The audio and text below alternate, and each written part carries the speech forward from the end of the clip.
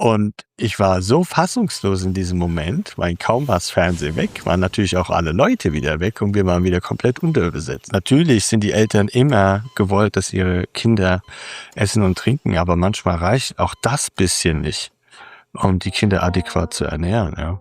Äh, Das ist tatsächlich eine sehr schwierige Frage, aber da ich meinen Beruf, abgöttisch liebe, würde ich's sogar noch mal machen, ja. Herzlich willkommen. Heute sprechen wir darüber, was passiert, wenn die Monitore leiser werden. Und das auf eine ganz poetische Art und Weise. Mein Gast heute ist Intensivpfleger und Gründer. Aber eingeladen habe ich ihn aus einem anderen Grund. Er macht auf LinkedIn die Tür zum Patientenzimmer auf. Er schreibt über das Sterben, über Gewalt, über Kinderarmut. Und er tut das mit einer poetischen Wucht, die einen oft sprachlos zurücklässt. Hallo Christian Fuchs, vielen Dank, dass du da bist. Hallo Bernd, vielen Dank, dass ich dabei sein darf. Christian, ich habe auf LinkedIn einen Post gefunden, da steht: Eure Worte haben sie getötet. Wir standen an ihrem Bett, als die Monitore leiser wurden. Möchtest du mal ein bisschen erzählen, um was es da genau ging? Was du erzählen kannst, natürlich, ja. Genau, man muss das ja natürlich immer ein bisschen anonym halten. Das sind ja wahre Geschichten und man möchte auch den Angehörigen oder den Betroffenen ja nicht direkt mit der Tür ins Haus fallen. Aber das Thema, was du ja ansprichst, ist dieses klassische Bodyshaming, was ja mittlerweile durch die sozialen Medien immer mehr dazukommt, dass Leute einen Idealwert oder einen Idealismus bekommen, beziehungsweise vorgelebt bekommen, dass jeder perfekt sein muss. Und das ist manchmal tatsächlich, wenn man nicht in diesem Bereich ist, dass man perfekt ist, wird man ja heutzutage von der Gesellschaft schon fast nicht mehr akzeptiert. Und das geht leider schon relativ früh los, im Kindesalter, ob das jetzt Markenklamotten sind et cetera pp. Oder Essen oder Lifestyles, die man lebt, die in der Hinsicht wirklich eine Klassengesellschaft machen. Und Betroffene kommen mehr oder weniger manchmal auch gar nicht so gut damit zurecht dann. Und in diesem Fall, war es eine junge Dame, die vom Körperverhältnisse nicht dem Idealstandard der Mitschüler, wie soll man's, Entsprach, ja. sagen, entsprach. Genau, sie entsprach einfach nicht und hat sich darüber in eine tiefe Depression gestürzt, die aber auch unerkannt blieb, weil sie keinen groß hatte, wo sie sich dran wenden konnte und hat sich dann umgebracht. Ja, Ja, Suizid. genau. Hat dann einen Suizid begangen. Wie und so weiter, da darf man ja weniger eingehen drauf. Aber das war dieser Moment, wo wir dann an diesem Bett standen und ich denke mir: „Was ist hier passiert?", ja? Und es war eine junge, hübsche Frau Mhm. und die wurde dazu getrieben, weil sie nicht dem Ideal entsprach.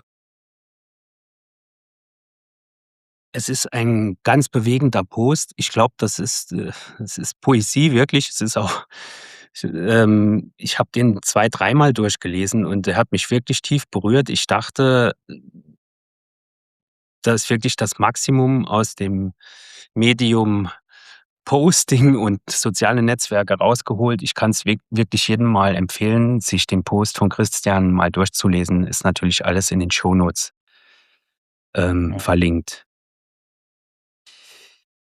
Was treibt dich denn an, dass du solche Momente dann aufschreibst und auch dann noch in so eine Art poetische Form passt?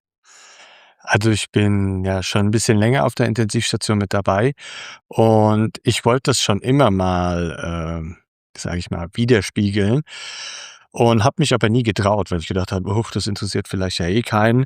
Und der Knackpunkt kam zur Corona-Pandemie tatsächlich, wo ich mir gedacht habe: was nach außen in den Medien, also im Medium widergespiegelt ist, passt überhaupt nicht zu der Thematik, die auf der Intensivstation gelaufen ist. Ich nehme immer gern das klassische Beispiel, Corona-Pandemie, wirklich auf einer Maximalversorgerintensiv, Corona-ECMO-Zentrum quasi in diesem Moment gewesen, Mhm. wo wirklich alle schwerste Krankheitsverläufe dahin kamen. Wir waren komplett unterbesetzt, also wirklich dramatisch unterbesetzt. Und dann kam das Fernsehen. Ja. Und da war die Welt wieder völlig in Ordnung. Da war genug Personal da, genug Ärzte. Und ich war so fassungslos in diesem Moment, weil kaum war das Fernsehen weg, waren natürlich auch alle Leute wieder weg und wir waren wieder komplett unterbesetzt. Daraufhin habe ich mal wirklich die sozialen Medien durchgestöbert und es erzählt eigentlich in der Hinsicht keiner die Wahrheit. Also es wird immer viel verschönert und das hat mich so ein bisschen angetrieben. Zusätzlich ist es auch meine Bewältigungsstrategie Mhm. für äußerst dramatische Fälle. Unter 15 Jahren große Intensivstationen in Deutschland kriegt man viele Fälle halt auch einfach mit. Viele sind identisch, viele gehen mehr unter die Haut, manche gehen weniger unter die Haut. Und das ist so meine Bewältigungsstrategie. Wenn ich dann manchmal abends da hocke und denke mir: „Ach krass, ja, was ist das für eine Geschichte eigentlich gewesen? Wie wahnsinnig war die eigentlich?“ Das kommt immer erst später tatsächlich. Ich meine, in dem Moment funktioniert man einfach nur und dann kommt das ein paar Tage später und denkt sich: „Ach du Gott.“ Mhm. Ja, und so kam ich dann mal auf die Idee, bei LinkedIn 2 Posts zu machen und habe mit dieser Resonanz tatsächlich auch gar nicht so gerechnet. Da würde ich gerne kurz was dazu sagen. Also, ich habe, gesehen, du hast da ich glaube, einen Post, der heißt „Der letzte Herzschlag“, der hat über Ja. 3.000 Likes und 250 Kommentare. Genau. Das ist für LinkedIn, ja, also das ist ja kein Instagram oder so, ja? Also, für LinkedIn ist das wirklich viel, sehr, sehr viel Reichweite. Ja, ich habe mich auch tatsächlich ein bisschen also, ich weiß noch genau, wo ich war, nämlich in der Klinik, zur Vorstellung und denke mir die ganze Zeit bei dem Gespräch: „Warum vibriert mein Handy so?“ Es waren keine Anrufe, aber es war 'ne Vibration. Ich denke mir: „Hey, das ist irgendwas was ist da los?“ Aber ich wollte jetzt nicht so unhöflich sein bei dem Gespräch da drangehen. Und dann, wo das Gespräch zu Ende war, gucke ich aufs Handy und denke mir: „Was ist 'n hier passiert?“ Also, da waren Tausende von Nachrichten jetzt nicht, aber, wie sagt man dazu? Ja, Meldungen. Bemerk Meldungen, Meldungen, ja, ja. einfach über Tausende Meldungen und ich habe mir gedacht: „Was ist passiert?“ Und dann habe ich da mal reingeguckt, konnte selbst nicht glauben, wie schnell das auf einmal hochgeklettert ist, ja. Also super. Das freut mich für dich. Das hast du auch verdient. Ich hätte noch gerne ja, ich hätte auf gern noch eine Nachfrage. Du sagtest eben, ähm, die Wahrheit wird nicht erzählt oder viele erzählen in den sozialen Medien nicht die Wahrheit. Was glaubst du, woran das liegt? Warum erzählt keiner die Wahrheit? Weil's wahrscheinlich auch keiner hören möchte.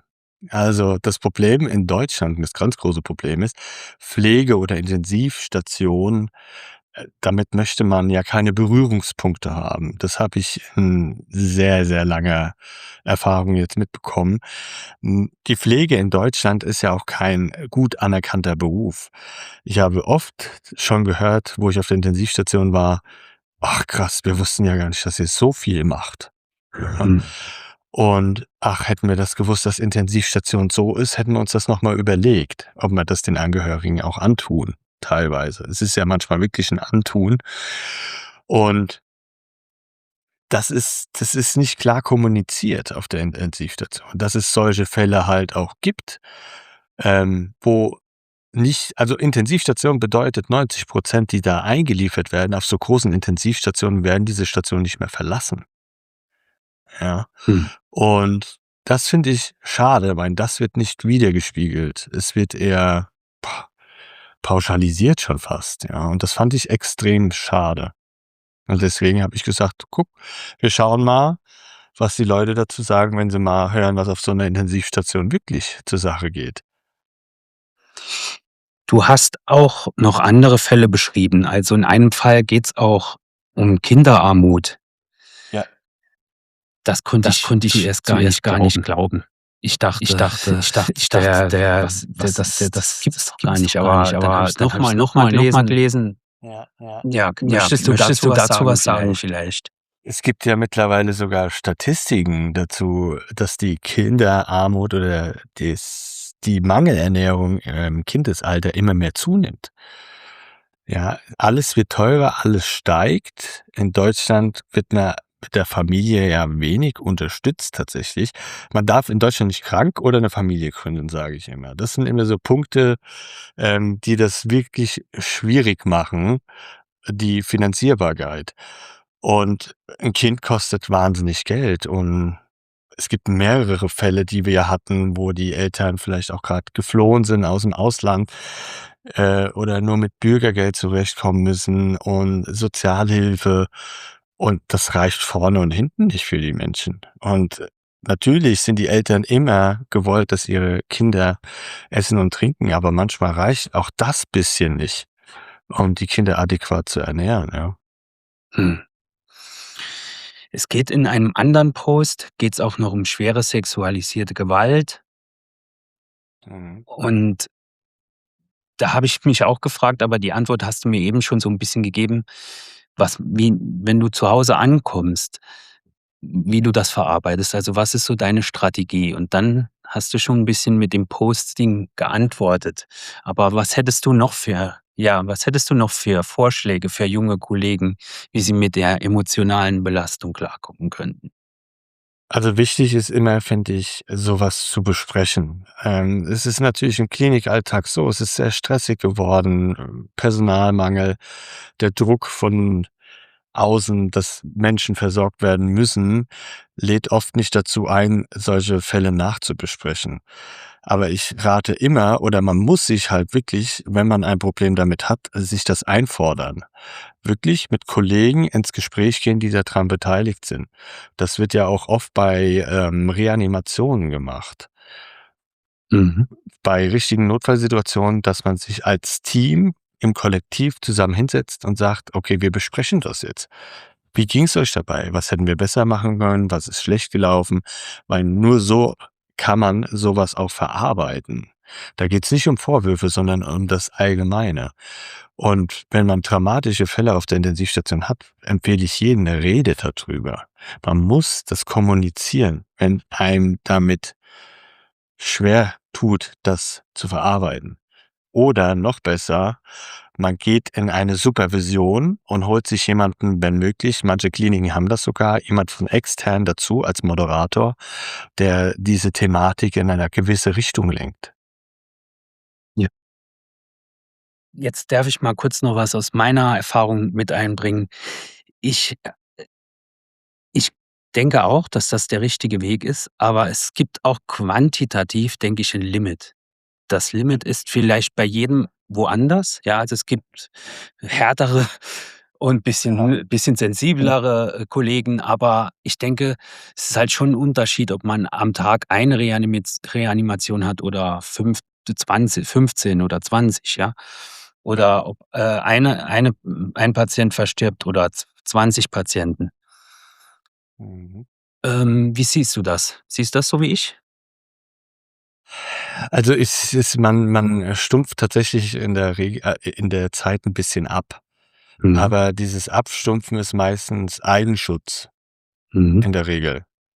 Man kriegt das in der Grundausbildung auch schon 'n bisschen beigebracht, die Nähe und Distanz. Man hat in seiner Intensivpflegekarriere sehr, sehr viele Menschen, die man berührt, die schon verstorben sind. Man vergisst aber nie den ersten und man vergisst krasse Fälle nicht. Aber es gibt auch der Tod kann ja auch manchmal ein Segen sein, dass man sagt: „Okay, Gott sei Dank. Das Leiden für die Person hat's jetzt wirklich er hat's geschafft und wir können damit auch gut leben dann in dem Moment.“ Natürlich geht da jeder mit anders um. Es ist manchmal auch schwierig. Ja, es ist halt so. Es gehört aber einerseits gehört's dazu, das Sterben. Ja, und das muss mehr wie soll man das sagen? das muss mehr in die Köpfe der Menschen rein, dass Sterben einfach dazugehört. Und das kriegt man in der Ausbildung tatsächlich auch beigebracht. Mhm. Ja. Aber ich gebe dir da vollkommen recht, Bernd, nicht jeder geht gleich mit um. Man braucht dafür auch starke Nerven. Jetzt habe ich noch eine Frage zur Maßlosigkeit. In einem Post schreibst du, „Ich sehe alte Menschen, die nicht an ihrer Krankheit sterben, sondern an unserer Maßlosigkeit.“ Was meinst du damit?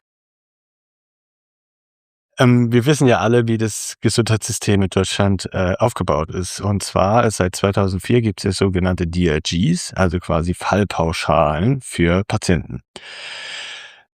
Ein Patient wird operiert, dafür kriegen wir eine gewisse Fallpauschale und das Ziel des Krankenhauses ist politisch gesetzt worden, den Patienten natürlich so schnell wie möglich zu entlassen, um maximalen Profit aus so einem Patienten herauszubekommen. Und die Mühlen die Geldmühlen einer Klinik ist oft die Intensivstation und der OP.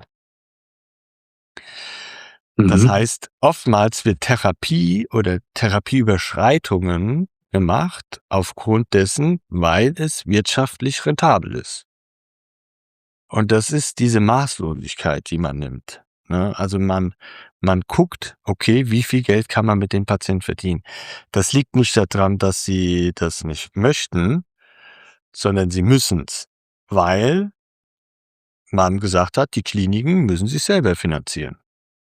Ja, und dann müssen die Mhm. natürlich gucken, okay, was sind meine Kosten? Wie viel habe ich eingenommen? Wo geht noch mehr? Das macht jedes Unternehmen so. Tja. Wenn man jetzt mal vergleicht, die Feuerwehr, die legt ja auch keine Brände, weil sie wirtschaftlich sein müssen. Ja. Das ist ja auch ein reines Minusgeschäft. Da werden ja Leute bezahlt. Wenn die nicht rausfahren müssen oder Feuer bekämpfen, kosten die ja nur. Und das ist in der Klinik wiederum, nicht so. Die müssen erwirtschaften, dass sie überhaupt ihr Personal bezahlen können. Und dementsprechend sind wir ja auch an diesen Punkt gekommen mit diesem Personalmangel, schlechte Arbeitsbedingungen. Man guckt, dass man noch mehr aus den Patienten rausholt, um am profitabelsten zu bleiben.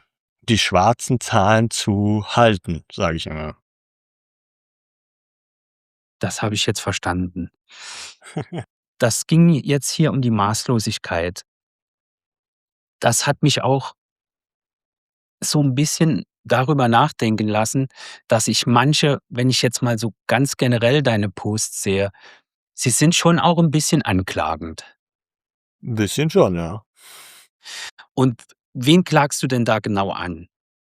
Das System, Entschuldigung, Ja. weil das Hauptproblem, es ist ja generiert, ne? Und das ist ja schon ich weiß noch, wo ich in meiner Grundausbildung war, haben damals die älteren, erfahrenen Schwestern gesagt, man sieht den a Verfall der Pflege oder des Gesundheitssystems.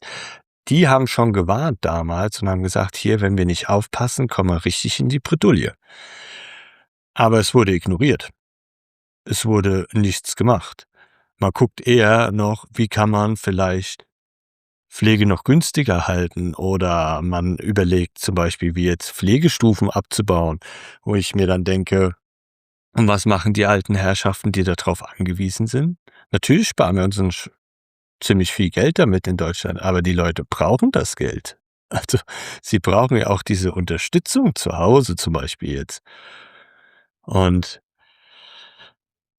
man muss da drauf aufmerksam machen. Und wenn ich jetzt da hingehe und denen das sage, das interessiert die eh nicht. Und so versuche ich halt über LinkedIn mit meinen Posts auch einfach 'n paar Leute mehr zu erreichen, die vielleicht in der Hinsicht 'n bisschen mehr Auswirkungen haben als jetzt ich als kleiner Pfleger.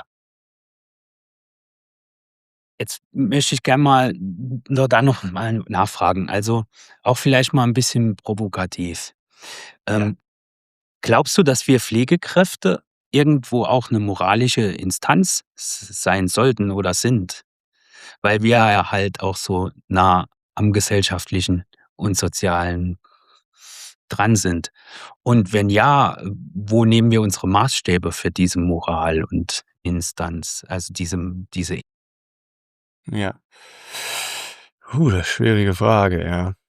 Also, Ethik ist ja, was man einerseits natürlich lernen muss, aber für jeden bedeutet ja Ethik was anderes. Was ist ethisch?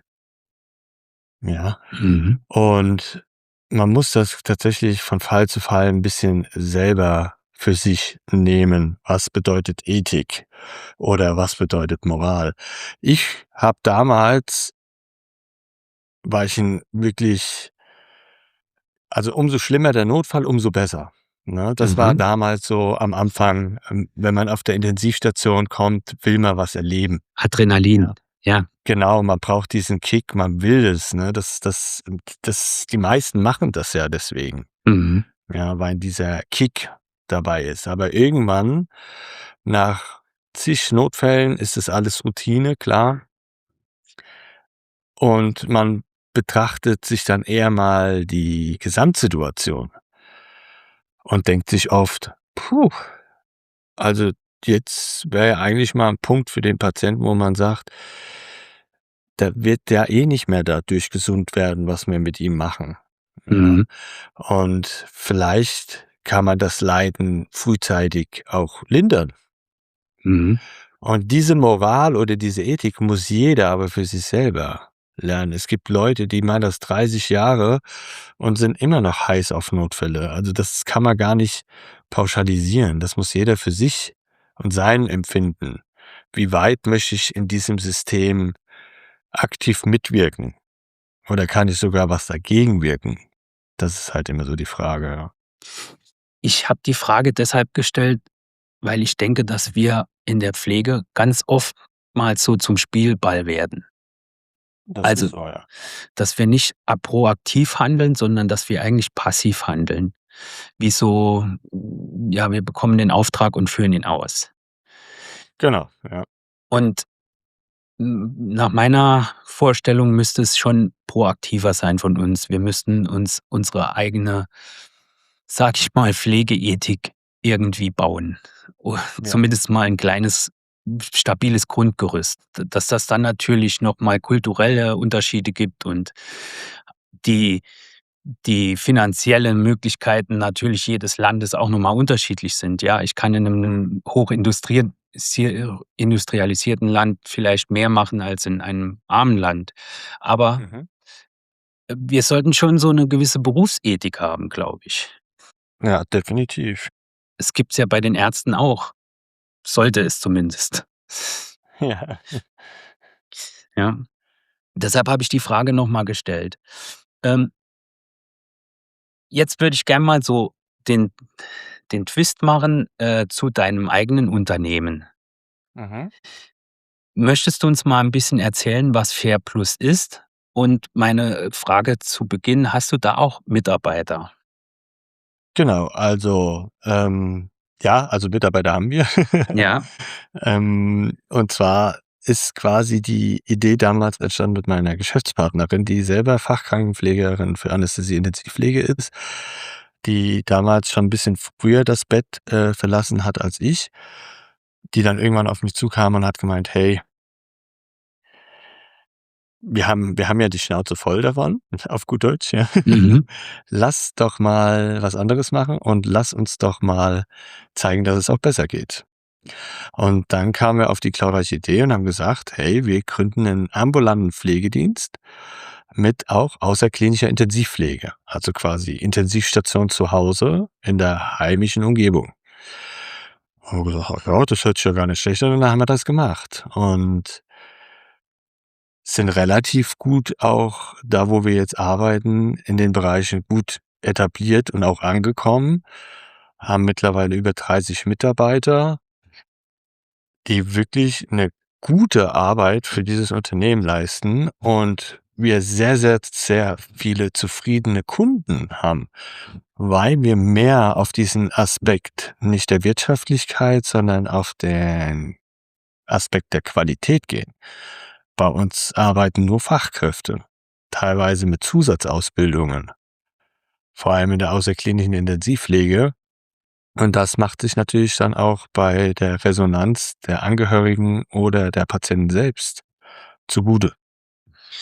Aber wirtschaftlich sein muss es ja trotzdem, wenn es ein Unternehmen ist. Natürlich, Mhm. natürlich. Jedes Unternehmen muss wirtschaftlich arbeiten. Aber wir gehen jetzt nicht Richtung maximalen Profit. Wir gehen Richtung Mitarbeiterzufriedenheit, Patientenzufriedenheit, weil nur durch Qualität kann das Unternehmen wachsen und auch wirtschaftlich arbeiten oder wirtschaftlich bleiben. Das finde ich einen sehr guten Ansatz. Wenn du neue Mitarbeiter einstellst, wie was kannst du als Arbeitgeber tun, um sie so gut wie möglich vor den Belastungen oder den negativen Folgen von den emotionalen Belastungen in unserem Beruf zu schützen? Also, wir haben eine sehr, sehr flache Hierarchieebene. Der Vorteil ist, alle, die jetzt in den oberen Strukturen arbeiten, sind alles Pflegekräfte, die auch langjährig jetzt entweder auf 'ner Intensivstation, Schlaganfallstation, et cetera pp. Gearbeitet haben. Das heißt, wenn die irgendwelche Belange haben oder die was, bewusst tatsächlich irgendwas belastet, können die jederzeit zu uns kommen. Wir bieten regelmäßig sogar Gesprächstermine an, Mhm. um diese Mitarbeiter, wenn irgendwas sein sollte, einfach zusammensetzen, Kaffee trinken, mit allem besprechen, vielleicht auch direkt schon Lösungsvorschläge erarbeiten in der Hinsicht. Aber bei uns ist nie jemand alleine.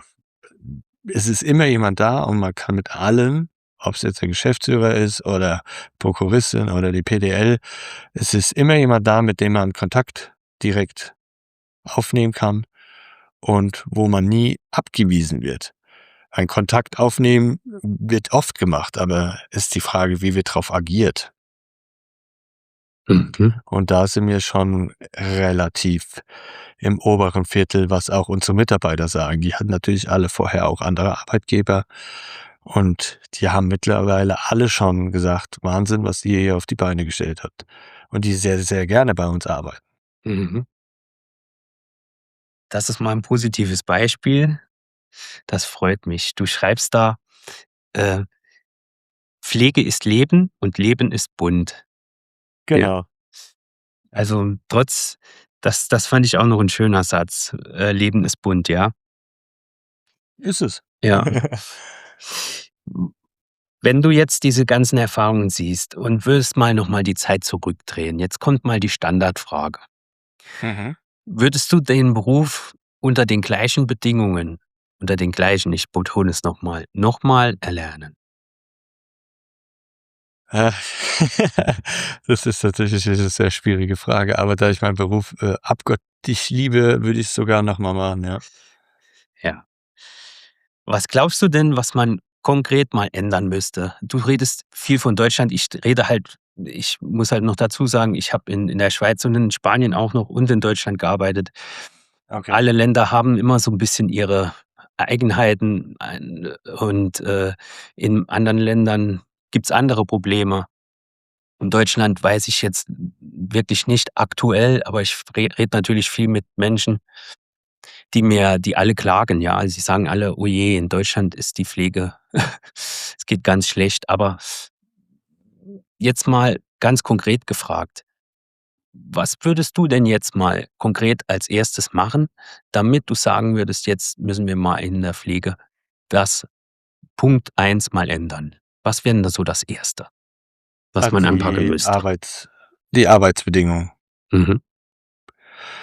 Und wir müssen weg von diesen Pflegeuntergrenzengesetzen, weil ich weiß nicht, ob dir das was sagt. Auf 'ner Intensivstation gibt's ja so 'ne sogenannte Pflegeuntergrenze, die nicht unterschritten werden darf. Was heißt das genau? Kannst du's mal, beschreiben, Genau, genau? das ist 'ne monatsbasierte Statistik, wo Patienten gerechnet werden gegen Pflegekräfte. Man sagt tagsüber 'ne 1:2 Betreuung, nachts 'ne 1:2,5 Betreuung. Das heißt, im Tagdienst sollte eine Pflegekraft 2 Patienten betreuen. In der Regel ist das aber nicht so, weil alle Pflegenden, die auch auf dieser Station mit involviert sind, mit reingerechnet werden. Heißt es, wenn zum Beispiel 2 Führungskräfte von dieser Intensivstation im Büro sitzen, weil sie auch Büroarbeit machen müssen, was auch nicht ohne ist, werden die mit auf diese Grenzen mit reingerechnet. Das heißt, formal dürften die ja 4 Patienten betreuen. Machen sie aber nicht. Das wiederum verteilt sich ja auf die Leute, die dann aktuell im Dienst sind. Das bedeutet, man hat automatisch immer mehr Patienten, sieht aber auf der Statistik nicht so aus. Rein formal sind ja genug Pflegekräfte für die Patienten da. Und dann geht's leider auch nicht tagesweise. Es geht von 6 bis 22 Uhr und von 22 Uhr bis 6 Uhr wird diese Statistik geführt. Und dann wird am Ende des Monats, also wenn man auch mal Minuszahlen hätte, wird das trotzdem entgegengerechnet am Ende des Monats. Und da muss man dann im Plusbereich sein. Darf aber natürlich auch nicht im zu hohen Plusbereich sein, weil man ja dann wieder unwirtschaftlich ist, weil wir ja zu viele Pflegekräfte hätten. Ich meine, ich war damals auf einer Intensivstation selber Leitung und das war mein Tagesgeschäft. Gucken, ob das nicht zu viele Pflegekräfte sind. Und wenn man mal einen mehr gelassen hat, kam direkt schon der Anruf von der PDL von oben, ja, hier schickt jemand nach Hause. Ja. Ich weiß nicht, von den Hörern haben wahrscheinlich einige schon auch Intensiverfahrung und ich kann was sagen. Also für mich sind 2 Patienten schon sehr viel. Das kann schon auf einer Intensivstation schon einer zu viel sein, ja. Je nachdem. Nur einer schlecht werden, auf gut Deutsch. Ja. Oder wir hatten auf der Intensivstation den Schockraum. Das hieß, wenn irgendwelche Notfälle, jetzt ob es von der Normalstation oder auch von außerhalb auf die Intensivstation kamen die in unseren Schockraum. Das hieß, das war eine Pflegekraft, wenn manchmal sogar 2, stundenlang gebunden. Und trotzdem mussten wir diese Patienten ja mitbetreuen. Wir hatten auch ECMO-Bereitschaft.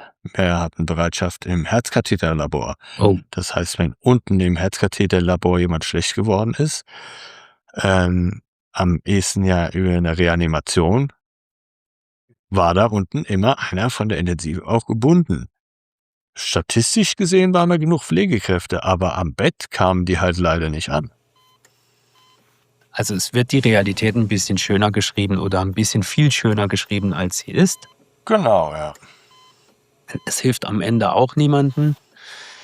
Wer eine moderne Intensivmedizin möchte, der muss auch dementsprechend Personal zur Verfügung stellen. Lieber Christian, vielen, vielen Dank. Ich habe zu danken.